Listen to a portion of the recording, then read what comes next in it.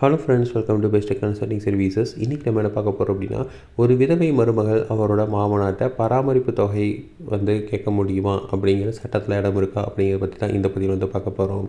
So பொதுவாக ஒரு பெண் ஒரு ஆண் இருக்காங்க அப்படின்னா, அவங்க 2 பேரும் திருமணமாகி மனமுறிவு, அதாவது விவாகரத்து ஆயிடுச்சு அப்படின்னா, அந்த கணவன் மனைவிக்கு பராமரிப்பு தொகை கொடுக்கணும். ஸோ இது பார்த்திங்க அப்படின்னா நார்மலாக நடைமுறையில் இருக்கிறது.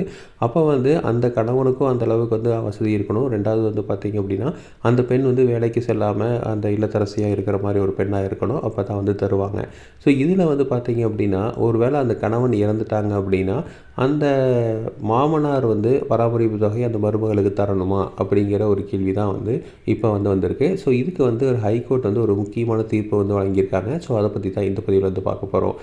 ஸோ உத்தரப்பிரதேசத்தில் ஒரு கணவனுக்கும் மனைவிக்கும் ஒரு பிரச்சனை ஏற்பட்டிருக்கு. இதனால் பார்த்திங்கன்னா விவாகரத்து ஒரு மனமுறிவு ஏற்பட்டுக்கலாம் அப்படிங்கிற மாதிரி கோர்ட்டுக்கு போயிருக்காங்க.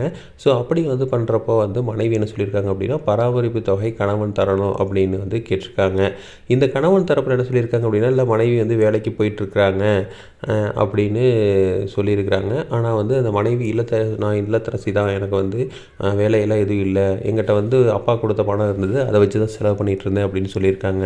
ஸோ இப்போ இந்த கோர்ட் ஒரு முக்கியமான தீர்ப்பை கொடுத்துருக்காங்க. அதாவது என்னென்னு பார்த்தீங்க அப்படின்னா, இப்போ வேலைக்கு போகிறாங்களா இல்லையா அப்படிங்கிறத கணவன் தான் நிரூபிக்கணும் அப்படின்னு சொல்லியிருக்காங்க. ஏன்னா வேலைக்கு போகலை அப்படிங்கிறத நம்ம இந்த வகையில் நிரூபிக்க முடியாது. வேலைக்கு போகிறேன் அப்படிங்கிறத வேணால் சர்டிஃபிகேட் வச்சு நிரூபிக்க முடியுமே தவிர, வேலைக்கு போகலை அப்படிங்கிறத நான் எந்த வகையில் நிரூபிக்க முடியாது. அப்படிங்கிறதுனால கணவன் தான் இந்த பெண் வேலைக்கு போகிறாங்களா இல்லையா அப்படிங்கிறத நிரூபிக்கணும் அப்படின்னு சொல்லியிருக்காங்க. ரெண்டாவது பார்த்திங்க அப்படின்னா, கண்டிப்பாக பராமரிப்பு தொகை வழங்கணும்னு சொல்லியிருக்காங்க. அது மட்டும் இல்லாமல் முக்கியமாக இன்னொன்று சொல்லியிருக்காங்க. ஒரு விதவை பெண் தனது மாமனாரிடம் பராமரிப்பு தொகை கோர சட்டத்தில் இடம் உண்டு. அது HAMA பிரிவு 19 படி இருக்குன்னு சொல்லியிருக்காங்க. அப்படி இருக்கிறப்போ கணவன் கண்டிப்பாக பராமரிப்பு தொகை தரணும் அப்படின்னு சொல்லியிருக்காங்க. அப்போ இதுலேருந்து நமக்கு என்ன தெரியுது அப்படின்னா, ஒரு கணவன் இறந்த பிறகும் சரி, அந்த மாமனாரே என்ன பண்ணணும் அப்படின்னா மருமகளுக்கு பராமரிப்பு தொகையை வழங்கணும் அப்படிங்கிறதா இந்த தீர்ப்புலேருந்து நமக்கு தெளிவாக ஒன்று புரியுது.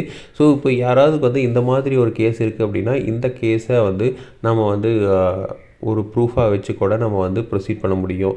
ஸோ அதனால் ஒரு கணவன் ஒரு மனைவிக்கு பராமரிப்பு தொகை தரலாம். அது மட்டும் இல்லாமல் அந்த கணவன் இறந்த பிறகு இந்த பெண்ணுக்கு வேறு யாரும் இல்லை அப்படிங்கிற பட்சத்துலையோ, இல்லை அந்த பெண்ணுக்கு தனியாக சுயமாக இருக்க முடியாது அப்படிங்கிற பட்சத்துலையோ, அந்த மாமனார்கிட்ட உரிய அமௌண்ட் இருக்குது, இல்லை அந்த மாமனார் சம்பாதிக்கிறார் அப்படின்னா கண்டிப்பாக பராமரிப்பு தொகை தரணும் அப்படிங்கிறது தான் இந்த கேஸ்லேருந்து நமக்கு தெரிய வருது.